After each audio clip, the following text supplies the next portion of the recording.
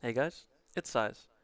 With the launch of Dragonflight right around the corner, the majority of the questions I've been getting revolve around should I play Shadow going into Dragonflight?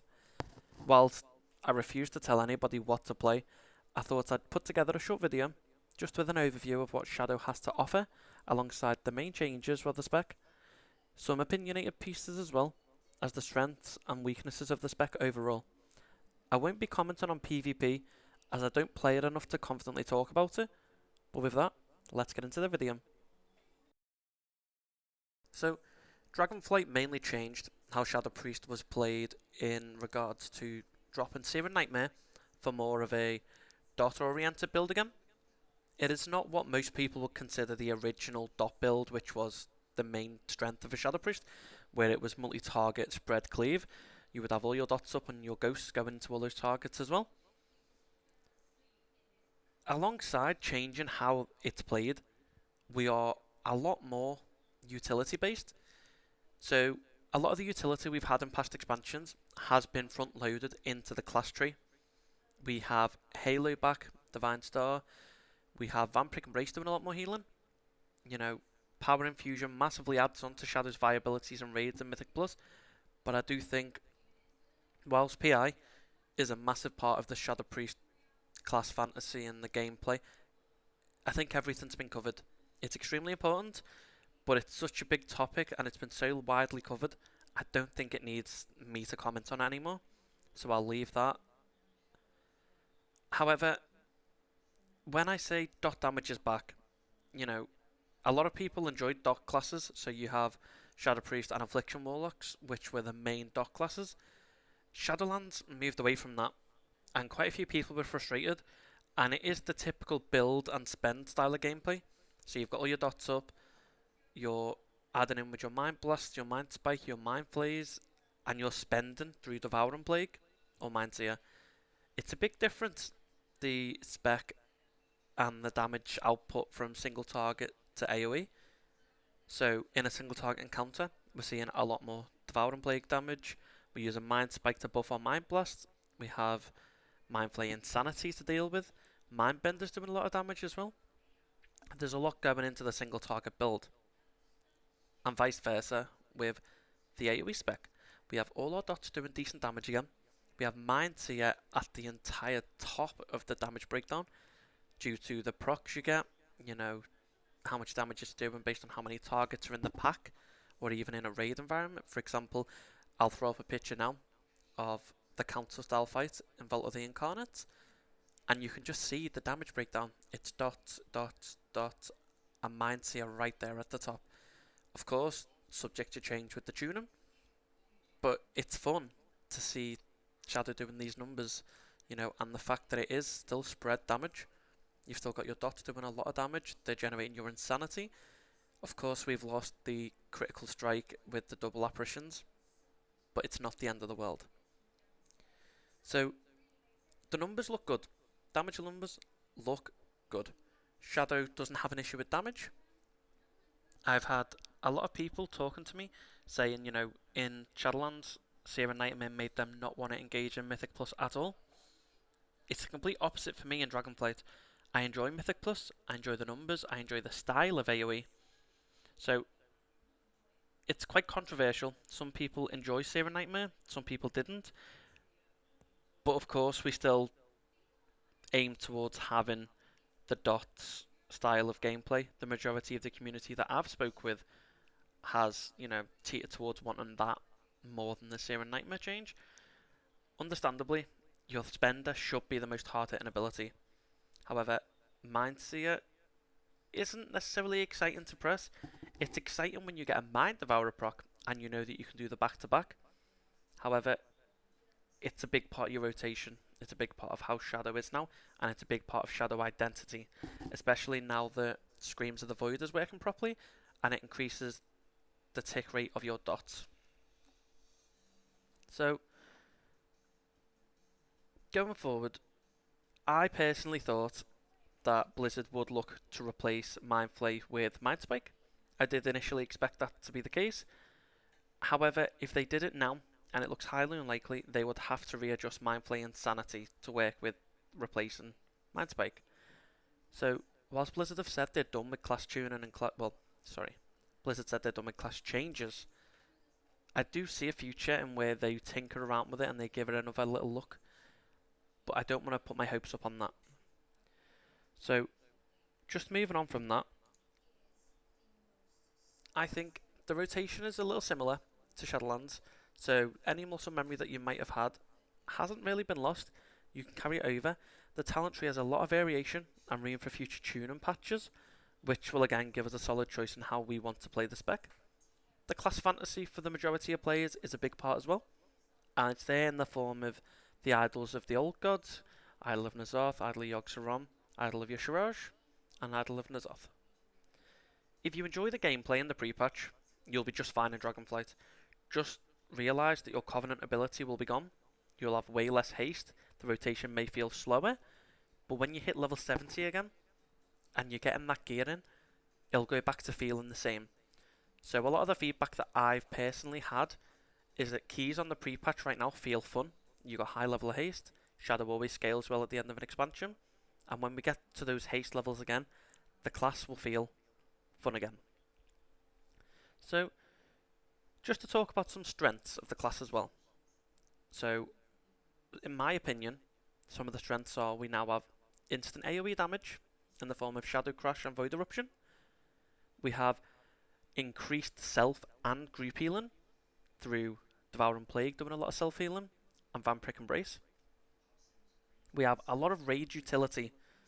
We had this already, but it has been a point in contention in other expansions where we've been given utility and then had it taken away.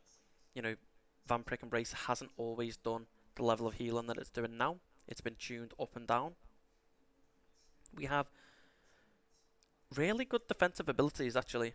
You know, we've got Angel's Mercy, which is essentially a cheat death. We've got Desperate Plea. We've got Vampiric Embrace again, Dispersion, Power Witch, Shield, Fade with a damage reduction. We have a lot of defensives compared to normal. And on top of that, Execute damage. Most specs in the game have Execute damage built into their spenders or their rotation as normal. We still have one of the original Executes. We've got Shadow Word Death, we've got talents that can increase the power of it, increase the proc rate, gives us double charges. It's a lot of options to look into, and it can be really fun.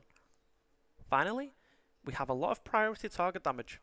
We can very easily, as a spec, switch to doing a lot of high intense single target damage on a priority target. So if an ad spawns in a boss fight that needs to die, we can pull our insanity, pull our CDs, send everything into the ad, and it will die extremely quickly. A lot of specs have this now, but Shadow Priest really has a lot of front-loaded single target damage built into the spec naturally now, which is really nice. So, moving on from strengths, it only makes sense to talk about the weaknesses. So, a weakness, the single target rotation with Mind Spike can be clunky. It feels really clunky, actually, I will admit. That's the main reason a lot of people aren't enjoying Shadow. It's not the damage, it's the playstyle. However, if you get used to it now, it will help you massively going forward. You know, joining in with raids, getting used to playing Mind Spike with Dark Ascension, and having Mind Flay Insanity there as well. Mobility can be an issue.